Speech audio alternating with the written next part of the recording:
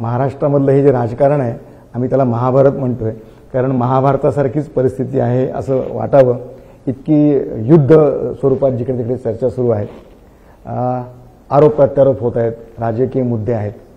आपल्यासाठी या निवडणुकीत सगळ्यात महत्त्वाचा मुद्दा कोणता आहे? बेसिकली दोन गोष्टीची आम्हाला चिंता आहे.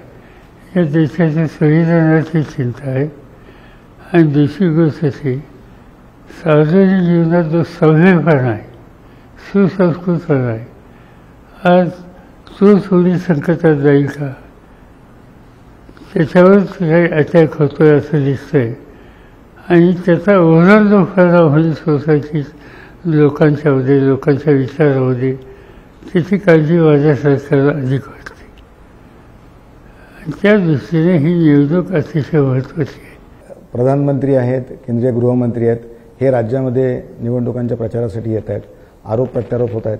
नुकताच त्यांनी एक असा आरोप केला की विदर्भातल्या ज्या शेतकऱ्यांच्या आत्महत्या झाल्या त्या आत्महत्याग्रस्त शेतकऱ्यांच्या विधवांची शरद पवार साहेब माफी मागणार का? त्यांचं मी स्टेटमेंट वाचलं. इनफॅक्ट जरा शेती खात्याचा अभ्यास आहे किंवा कोणी अभ्यास केला तर वस्तुस्थिती पुढे येईल. आत्महत्या शेतकऱ्यांचा हा प्रश्न होता. मी ज्या वेळेला शेती खात्याची जबाबदारी घेतली आणि 5-10 दिवसामध्येच यवतमाळ जिल्ह्यात एक आत्महत्या झाली. ती माहिती मी बाबाजी कलेक्टर करून मी अस्वस्थ झालो. मी प्रधानमंत्री मनमोहन सिंग होते, त्यांना सांगितलं ही गोष्ट सिरियस आहे, याची आपण सिरियसली नोंद घेतली पाहिजे. हे कशामुळे झालं सगळं आम्ही खोलात गेलो. त्याच्या डोक्यावरचं कर्जाचं उदं न परत करण्याची त्याची कपात होती. हे समजल्याच्या नंतर जिल्ह्याला परत गेलो आम्ही दोघंही. 4-5 दिवस मी अधिक माहिती गोळा केली आणि सोल्युशन काय, तर या देशातल्या शेतकऱ्यांच्या न ठेवणारं कर्ज आहे ते माफ केल्याचं गत्यंतर नाही, तेही प्रकार वाचतील. पण 7-12 कोरा करण्याची आपली एक महत्वाकांक्षी योजना होती. तीच म्हणूनच 71,000 कोटीचं कर्ज आम्ही माफ करून 7-12 कोरा केला, साधारणतः 1 ते 1.5 महिन्याच्या आत. आणि त्याच्यानंतर परिस्थिती सुधारली. आज 14 ते 24 हा काळ मोदी साहेब अमित शहा या लोकांचा आहे. ज्या आत्महत्या कमी झाल्या होत्या त्याच्या आकडे जिल्ह्यावर विदर्भातले मी आकडे दाखवू शकतो, आता माझ्याकडे नाहीत पण मी दाखवू शकेन की त्या प्रत्येक जिल्ह्यामध्ये त्यावेळेच्या आत्महत्याची संख्या नंतर कमी कमी होत गेली आणि 14 नंतर पुन्हा तो ग्राफ उलटा सुरू झाला. जसा हा एक विषय गाजतोय तसा आणखीन एक यावेळेस नुकतंच राम मंदिराचं प्राणप्रतिष्ठापना झाली. तोही विषय आता या निवडणुकीत एक मोठा मुद्दा होतोय. आपल्याला निमंत्रण होतं, आपण गेला नाहीत. हे पॉईंट असं आहे की त्या गर्दीत कोण जाणार. मला जरी जायचं असेल तर मी माझ्या सोयीनं जाईन ना. ते सांगतात म्हणून त्या गर्दीमध्ये आणि आपण टी व्हीवर बघितलं प्रचंड लोकांची उपस्थिती तिथं. प्रश्न असा आहे की हा फेजचा प्रश्न आहे. मला रामाचं दर्शन घेण्याच्यासाठी जायला काय माझी तक्रार नाही, पण मला पंढरपूरला जायला अधिक आनंद होतो. मी आजच तुळजापूरला जाऊन आलो. तुळजापूरला भवानी मातेचं दर्शन घ्यायचा मला आनंद आहे. किंवा अंबाबाईचं दर्शन द्यायला कोल्हापूरला घ्यायचं असेल तर तुम्ही आगत्यानं जातो, ते माझ्या जवळपास असे असं. आणि लोकांच्यातच विचार केला तर माझ्या मला एका सभेमध्ये सभासदच्या एका महिलेने मला विचारलं की रामाची मूर्ती बसवली, सीतेची का नाही बसवली. आता हे अशी चर्चा लोकसुद्धा करतात, भगिनी करतात. तुम्ही आता उल्लेख केला, अंबाबाईचा उल्लेख केला, तुळजापूरचा उल्लेख केला, कोल्हापूरचा विषय निघाला म्हणूनच विचारतो.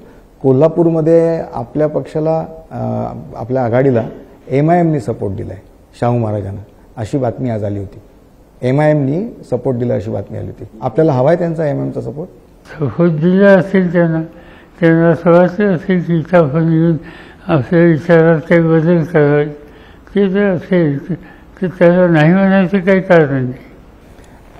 आपला जाहीरनामा आम्ही पाहिला. जाहीरनाम्यामधला एक महत्त्वाचा मुद्दा मला दिसला की 1 नेशन 1 इलेक्शनचा तुम्ही विरोध करताय. आपली भूमिका काय? ते शक्य नाही, प्रॅक्टिकल नाही. दोन गोष्टी आहेत. आत्ताच तुम्ही बघा, दक्षिणेतल्या अनेक राज्यामध्ये निवडणुका झाल्या. आता उदाहरणार्थ महाराष्ट्राची निवडणूक विधानसभेची आणखीन 4 महिन्यांनी 5 महिन्यांनी. पण दक्षिणेतले काही राज्य आहेत अजून 8 वर्ष, अजून 8 म्हणजे 4 वर्ष येणार नाही. ममता बॅनर्जींची निवडणूक महाराष्ट्राच्या वेळी येणार नाही. शेवटी त्या भागातल्या नागरिकांचा त्यांचा अधिकारच आहे का नाही. आणि 1 नेशन 1 इलेक्शन ही प्रोसेस केली तर ज्यांचा कालावधी संपलेला नाही आणि ज्यांना लोकांनी निवडून दिलेले आहे तो त्यांचा अधिकार का म्हणून रद्द करायचा. यशवंतराव चव्हाणांच्या भारतरत्नाचा विषय निघाला आहे. अजित पवारांच्या नेतृत्वातल्या राष्ट्रवादी काँग्रेस पक्षाने म्हटलेलं आहे की त्यांच्या भारतरत्नासाठी ते पुढाकार घेतील, मेहनत घेतील. यशवंतराव चव्हाण ज्यांचं योगदान प्रचंड या देशामध्ये आणि त्यामुळे त्यांच्याबद्दल कोणी असाच विचार निर्णय घेत असेल तर आम्ही स्वागतच करू. तिथे काही मतभेदाचा विषय. निश्चित महाराष्ट्राच्या राजकारणात आता मध्यातल्या काळामध्ये एक मोठा मुद्दा गाजला, तो म्हणजे मराठा आरक्षणाचा. मराठ्यांना आरक्षण देणार सरकारने घोषणा केलेली आहे, पण मराठा, कुणबी आणि समाजामध्ये अस्वस्थता देखील दिसते. आपण या परिस्थितीचं विश्लेषण कसं कराल? असं आहे की त्याच्यात आरक्षणाच्या संबंधीची मागणी कुणी केली आहे, इतरांनी केली तर त्याच्यामध्ये काही चुकीचं नाही. पण ते देत असताना त्यातल्या शेवटच्या माणसापर्यंत कसं पोहोचेल याची काळजी घेतली. पण मग आर्थिक निकषावर आपल्याकडे EWS आहेच ना, मग आणखीन वेगळ्या आरक्षणाची गरज आहे? EWS आहे, त्याच्यात काही मर्यादा आहेत. मर्यादा म्हणजे काही ही टक्केवारी कुठपर्यंत नाही. सुप्रीम कोर्टाचा निर्णय 50% पुढे आहे, जायला विरोधी आहे. पण माझं मत असेल त्याच्यात फेरविचार केला पाहिजे पार्लमेंटची.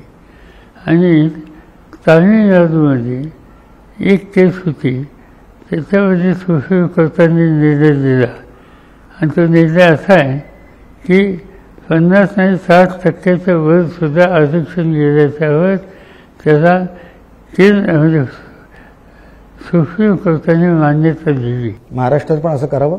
पार्लमेंटमध्ये सत्ताधाऱ्यांच्याकडून पक्षाला प्रश्न आला तर विरोधकांनी त्याला सहकार्य करावं आणि हा प्रश्न कायमचा सोडवा.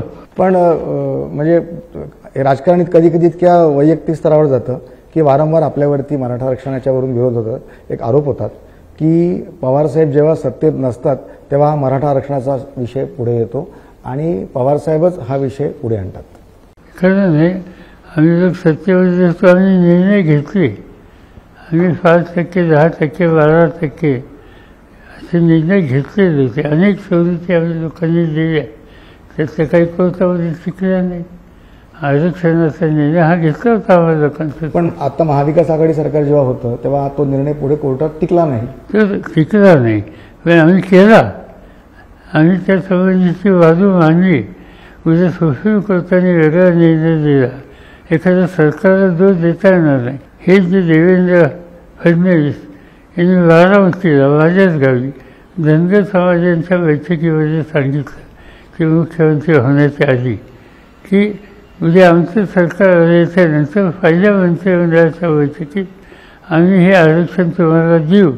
5 वर्षाची मुख्यमंत्री राहिली, नंतर 2 वर्ष राहिली आता ते आहेत. या काळामध्ये पहिल्या कॅबिनेटमध्ये निर्णय घेणार होते, ते निर्णय त्यांनी घेतले नाही.